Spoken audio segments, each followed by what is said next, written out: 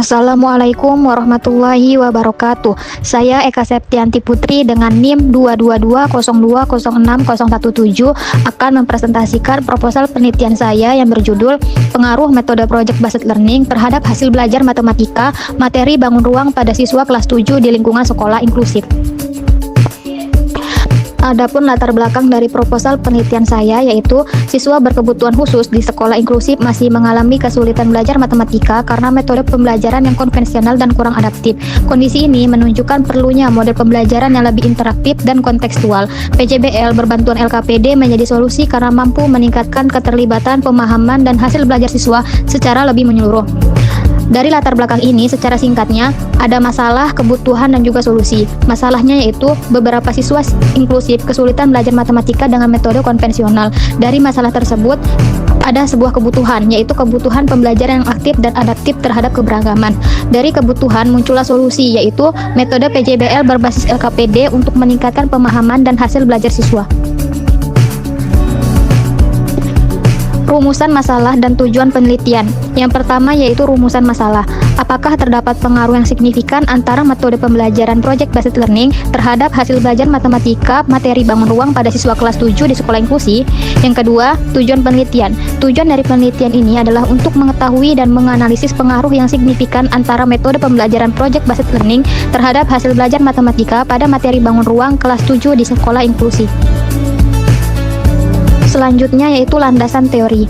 Di sini ada 3 teori, yaitu yang pertama Project Based Learning. PJBL mendorong siswa aktif berpikir kritis dan bekerja sama menyelesaikan proyek nyata untuk memahami konsep pelajaran. Yang kedua, materi bangun ruang. Materi geometri di kelas 7 mencakup bentuk-bentuk seperti balok, prisma, dan bola, serta bertujuan untuk meningkatkan pemahaman spasial siswa. Yang ketiga yaitu sekolah inklusif. Sekolah inklusif memberi akses setara bagi semua siswa. Pembelajaran menyesuaikan keberagaman dan mendukung kemandirian. Selanjutnya yaitu hasil penelitian yang relevan. Di sini saya menyediakan 4 penelitian terdahulu. Yang pertama yaitu yang dilakukan oleh Safitri pada tahun 2019, yaitu PJBL membantu siswa kelas 7 lebih mudah memahami bangun ruang dan membuat mereka lebih aktif belajar. Kemudian yang kedua yaitu Andika dan Rahayu pada tahun 2020, siswa yang belajar dengan PJBL mendapatkan nilai matematika lebih tinggi dan lebih terlatih berpikir kritis. Kemudian yang ketiga yaitu Maulana 2021, PJBL efektif digunakan di sekolah inklusif karena kegiatan yang nyata dan kerja kelompok memudahkan siswa berkebutuhan khusus. Kemudian yang keempat yaitu Nuraini pada tahun 2022, PJBL membuat hasil belajar siswa reguler dan siswa berkebutuhan khusus sama-sama meningkat dalam materi bangun ruang. Kemudian hipotesis. Adapun hipotesis dari penelitian ini adalah untuk H0 atau hipotesis 0 tidak ada pengaruh metode Project Based Learning terhadap hasil belajar matematika materi bangun ruang pada siswa kelas 7 di lingkungan sekolah inklusif. Yang kedua yaitu H1 atau hipotesis alternatif, ada pengaruh metode Project Based Learning terhadap hasil belajar matematika materi bangun ruang pada siswa kelas 7 di lingkungan sekolah inklusif.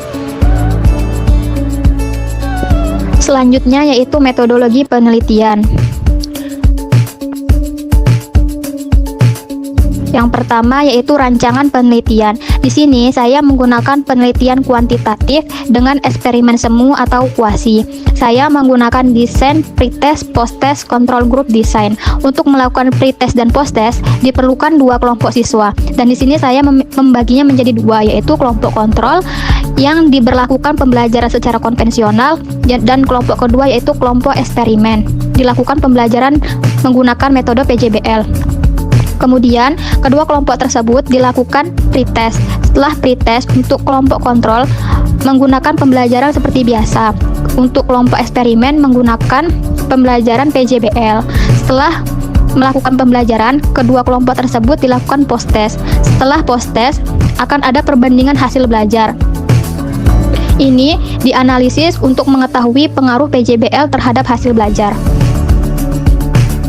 Selanjutnya yaitu lokasi penelitian.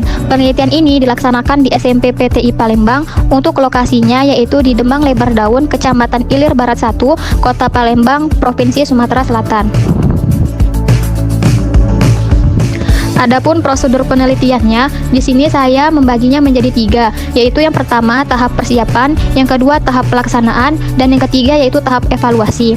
Adapun di tahap persiapan, yaitu yang pertama menyusun LKPD dan instrumen, yang kedua validasi instrumen, yang ketiga menentukan kelas eksperimen dan kontrol, dan yang keempat menyusun jadwal pembelajaran. Kemudian di tahap pelaksanaan itu ada 3. Yang pertama yaitu pretest kedua kelompok, kedua pembelajaran, dan yang ketiga post-test kedua kelompok. Yang terakhir adalah tahap evaluasi. Yang pertama yaitu analisis hasil pretest dan post-test, kemudian menarik kesimpulan. Kemudian selanjutnya definisi operasional variabel. Di sini ada variabel bebas dan variabel terikat. Untuk variabel bebasnya yaitu PJBL, dan untuk variabel terikatnya hasil belajar matematika. Selanjutnya yaitu subjek penelitian dan teknik sampling. Subjek penelitiannya yaitu siswa kelas 7 SMP PTI Palembang tahun ajaran 2025 atau 2026 semester ganjil. Penentuan 2 kelas, ini berdasarkan rekomendasi sekolah untuk kelompok eksperimen maupun kelompok kontrol. Teknik sampling yang digunakan adalah non-probability sampling atau purposive, dipilih berdasarkan rekomendasi sekolah. Selanjutnya yaitu teknik pengumpulan data. Teknik pengumpulan data di sini ada 3, yaitu tes, angket, dan observasi. Tes ini digunakan untuk mengukur hasil belajar melalui pretest dan posttest. Kemudian angket digunakan untuk mengukur respon dan persepsi siswa. Yang ketiga yaitu observasi digunakan untuk mengamati langsung aktivitas siswa inklusif selama pembelajaran. Selanjutnya yaitu instrumen penelitian. Di sini dibagi menjadi 3, yaitu lembar tes, lembar angket, lembar observasi. Lembar tes digunakan untuk mengukur hasil belajar menggunakan pretest dan posttest dalam bentuk soal pilihan ganda dan uraian. Kemudian yang kedua lembar angket digunakan untuk mengukur respon dan persepsi siswa menggunakan skala Likert.